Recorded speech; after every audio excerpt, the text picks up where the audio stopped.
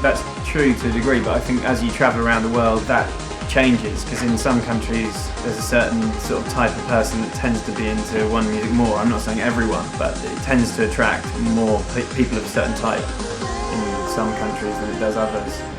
That's true. So globally I think no is the answer to that question, but in countries and towns and cities around the world, yes, you know. Yeah, that's true. In England there are people who like, you know, hip hop and R&B and they're like hanging out in certain bars with certain kinds of people, but most of them don't like trance music. They really don't. But you know, take that group of people and like we were in a bar last night that was playing really deep progressive music, and there are no bars like that in London. You just can't. You don't hear bars, that sort of stuff in London. It'll be house music in London, but it's the same people, but just different countries. There are differences in. I mean, we were talking yesterday about. I think in the UK.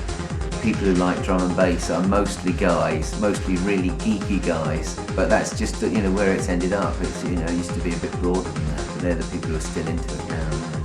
So I think it depends on the country you're in, but there are definitely differences. Lots of girls like house music in London, so if you want to see lots of girls, you've got to go to a bar where they're playing house music, because it's quite happy, and girls like to go out and have a laugh and have a good time. Whereas I think trance music in the UK, you get a lot of people you get a lot more guys, and it's a bit more of an emotional thing for them. I think that's why guys like it, because guys aren't that emotional every day, so this is their outlet for it. It's an escape for them, so there's a big distinction in the UK really between those two things. We've never been before, this is our first time. We've been told by Patrick, who's promoting tonight, that it's going to be an amazing gig, so we've got high expectations. We just came from Brazil, and the guy who was looking after us in Brazil said that, you know, the crowd in Brazil is fantastic, but the crowd in Argentina is incredible. So we're expecting great things from the people. But I mean, I think there's a good tradition of intelligent electronic music in South America with the progressive stuff. You know, your Hernan and your Sasha people. I think they're into music which is possibly, you could argue, quite hard to appreciate when you first hear it. But they get into it, and so I'm hoping that they appreciate our music in a different way from people who are coming to it through pop music, if you know what I mean.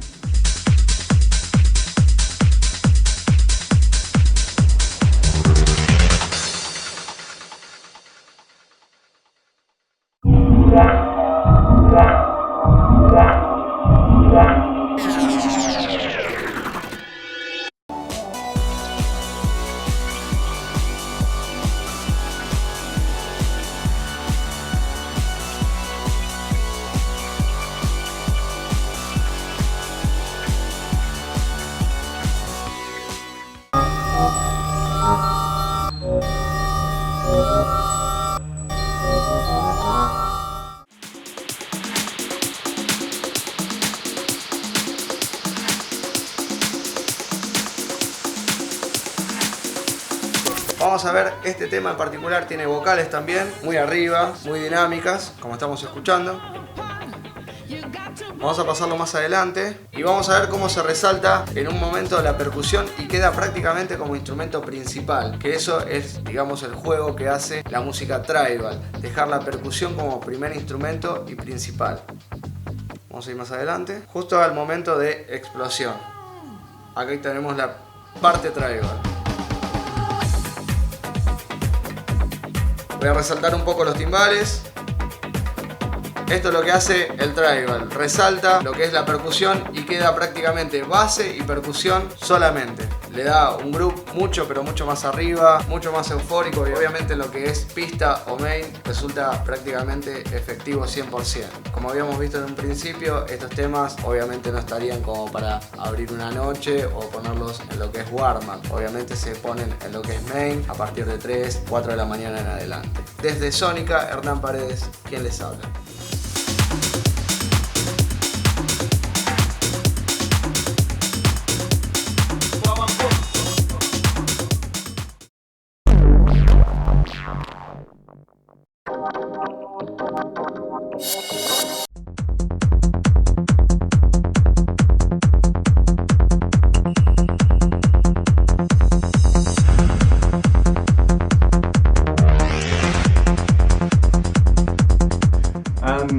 think the music should be free to distribute to everyone. I think everyone should have access to music, but I don't think it should necessarily be free. I mean, I think that's what radio's for, where we give away music for free. I think it's important to pay for music. I think overall the internet has been really good for the music scene because it's opened it up to more people around the world who wouldn't have heard the music before, and that's the most important thing to focus on. I mean, you can focus on all the bad things, the piracy and all this kind of stuff, but there's always been some kind of a piracy going on, whether it's copying tapes or CDs or it's MP3s now, but 3 or 4 years ago the music industry was really focused on piracy.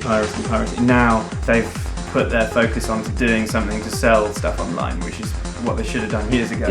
Rather than sort of complain about it, you should embrace these things and try and figure out a way to use them to your advantage if possible, and everyone else's advantage. As an industry, the music business and the film business is in a fantastic position because it can send its product down a pipe into somebody's home. If we're making, I don't know, clothing or jeans or whatever else, you can't send that down a pipe and have it appear in somebody's front room. So it's a fantastic opportunity to distribute your music easily. The difficulty was that established music business took so long to get a proper product where you could get paid for that music. The internet took care of itself and it was all free, and I think that's, it definitely took out a few labels.